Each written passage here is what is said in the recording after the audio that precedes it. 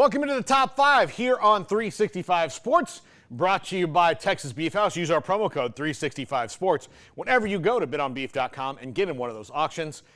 Today, I'm going through the Heisman watch. Things have changed a little bit over the weekend because we saw some injuries suffered.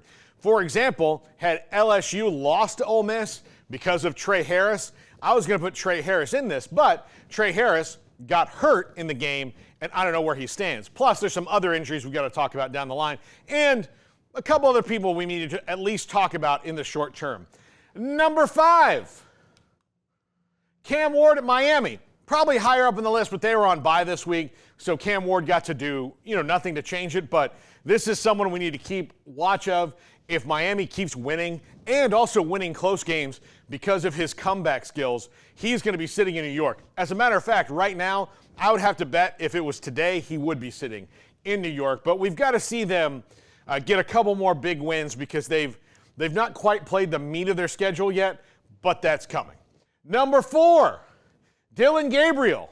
How many big wins does this guy have to have in his career to get him to New York? This was a huge game against Ohio State. He was fantastic. He was clutch. He was everything the Ducks needed him to be. He had Heisman moments all night long, including this, the touchdown that put them on top for good there at Autzen Stadium. Dillon Gabriel, right now, I'm sending him to New York. If you're sending 3 or 4, I'm definitely probably sending Dillon Gabriel. And it's probably going to come down to him and Cam Ward in some way or another if they both don't go. Number 3, someone we need to start paying attention to and keep paying attention to, but for negative reasons, is Travis Hunter at Colorado. Now, I still think he's a deserving candidate, but he was injured in the game against Kansas State. And we don't know how long he's going to be out. And usually when guys miss time during a Heisman campaign, that hurts them overall. So even though it might be just 2 or 3 games, however long he's out is going to hurt the overall cause for Travis Hunter winning the Heisman Trophy. Does that mean he's not Heisman caliber? No, he still is. He's still probably the best player in the country. But now he's dropping down a bit because we don't know how badly he's injured and how much time he's going to miss. 1 game, probably not a big deal. 2, 3 games, especially now that we're past the midway point of the season, probably not great news for his Heisman hopes at Colorado. His NFL draft hopes, however, continue to be top 3 or everyone is stupid. Do you think that's a fair assessment, Garrett? I think so. He's picked in the top 3 or you're stupid, NFL. Stupid. That's how good he is. Once-in-a-lifetime type player right there. Being coached by another once-in-a-lifetime type player. So let's not mess that up, NFL, please. Don't let Travis Hunter fall past 3. Don't be that dumb.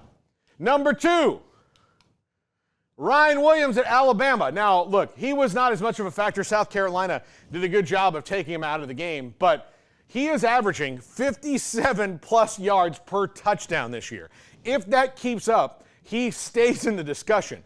Wide receivers are not going to have like monumentous games every week, but this 17-year-old super stud pretty much does. So Ryan Williams, well in the Heisman conversation, even though Alabama almost had the SEC's worst double play of losing to Vanderbilt and South Carolina, both teams that aren't bad this year, but are the perennial Southeastern Conference basement, and nobody wants to lose to either one of those teams any given year, much less back-to-back in the same year. Alabama, lucky to get out of there with a dub this week, but Ryan Williams, somebody we got to keep an eye on. And number 1, Ashton MF Jeanty.